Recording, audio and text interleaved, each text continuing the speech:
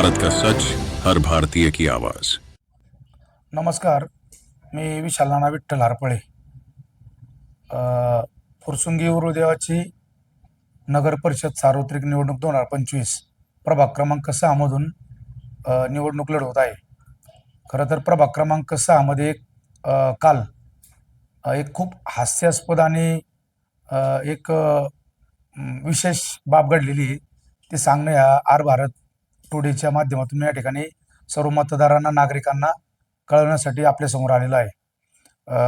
गेले अनेक दिवस अ, काही रेल्वेच्या अलीकडचा आणि खंडोबावरचा एक भाग आहे. त्या भागामध्ये MGPची पाण्याची लाईन आहे. परंतु नागरिकांना, मतदारांना त्या ठिकाणी ते MGPचं पाणी काही ठराविक लोक पोचून देत नव्हते किंवा सोडून देत नव्हते किंवा त्यांच्या मनात जे होतं की ते म्हणतील त्याच वेळेस सोडलं पाहिजे, अशी अगदी पुरासं माझ्याकडे माहिती आहे. म्हणजे कोणी जर मला विचारलं ना, फक्त तू आज इथं या ठिकाणी बाईट देतोय, काय पुरावे आहेत? पुरावे कधीच मी विशाला नारपळे बोलत नाही. मी कोणाशी संपर्क केलाय मोबाईलवर, त्यांचे नंबर माझ्याकडे आहेत. कोणी मला तक्रार दिली ते पण मला माहिती आहेत. कोण सोडायला लावत नव्हतं तो पण व्यक्ती मला माहिती आहे. त्याच्यामुळे मी एकदम स्ट्रॉंगली सांगतोय, घाबरत नाही. त्या व्यक्तीमुळे पाणी सोडलं जात नव्हतं आणि खूप मोठ्यापणाने त्या भागामध्ये मी मोठं काम करतोय, विकास कामं करतोय, असं करतोय, तसं करतोय सांगत होता. मग सगळं सांगत असताना नागरिकांना मिळणारं पाणी का मिळून देत नव्हता? तर मला हे 3 दिवसापूर्वी 2 तारखेला घटना संध्याकाळी कळाली. कळल्याच्या नंतर मग मी संबंधित विभागामध्ये फोन कॉल केले. त्यांच्याकडनं माहिती घेतली की अशा ठिकाणी MGPची पाण्याची लाईन आहे. त्या पाण्याच्या लाईनच्या संदर्भात आपण पिण्याचं पाणी का सोडत नाही? वाल तर भरलेले आहेत, मग सोडत का नाही? तर म्हणलं आम्हाला माहीत नाही. ठीक आहे म्हणलं, मग आपल्या संबंधित विभागातल्या अधिकाऱ्यांना त्या ठिकाणी लावा. पिण्याचं पाणी वाल भरले असतील तर का सोडत नाही बघा, आणि वाल भरले असेल तर सोडायला सांगा. जर तुम्ही काल संध्याकाळपर्यंत, मी त्यांना फोन करताना मी उद्या संध्याकाळ म्हणलं होतं, म्हणजे कालचा दिवस, उद्या संध्याकाळपर्यंत जर त्यांनी वाल सोडला नाही तर मी स्वतः तो वाल सोडणार आणि नागरिकांना, मतदारांना ते पाणी MGPचं पोहोचवणार. त्याप्रमाणे मग संबंधित लोकांनी मला फोन केले की काय विषय? तर म्हणलं माझा विषय काय नाहीये, नागरिकांना पाणी मिळणं गरजेचं आहे. ते कोण माझे, तुमचे, दुसऱ्याचे, तिसऱ्याचे समर्थक आहे, विरोधक ह्याची देणं घेणं नाही. तो नागरिक आहे, मतदार आहे, तो प्रभाग क्रमांक 6 मध्ये राहतो, त्याचा हक्क आहे पिण्याचं पाणी त्याला मिळण्याचा, कारण तो पाणीपट्टी भरतो. तेव्हा त्याला पाणी मिळणं गरजेचं होतं. मी त्या ठिकाणी सांगितलं, जर संध्याकाळपर्यंत कोणी वॉल फिरवले नाही तर मी स्वतः जाऊन वॉल फिरवणार, त्या नागरिकांना पाणी देणार. ते नागरिक माझ्या जवळचे आहेत का लांबचे आहेत हा विषयच नाही इथं काय.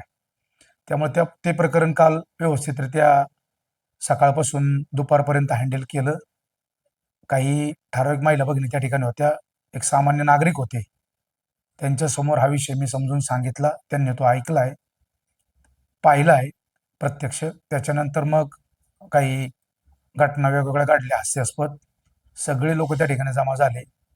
मग ते सोडलेल्या पाण्याचं श्रेय मला मिळावं, तुला मिळावं, तिसऱ्याला मिळालं, चौथ्याला मिळावं, असा प्रकार त्या ठिकाणी घडला. परंतु ठीक आहे, श्रेय कुणी घेऊ, आपल्याला श्रेय नकोय, फोटोत पण यायचं नाही कुणाच्या. परंतु नागरिकांना पाणी मिळलं, नागरिक आज खुश आहेत. मग त्या ठिकाणी जाऊन सांगायची आणि विचारायची गरज नाही मतदारांना पाणी तुम्हाला आलं का?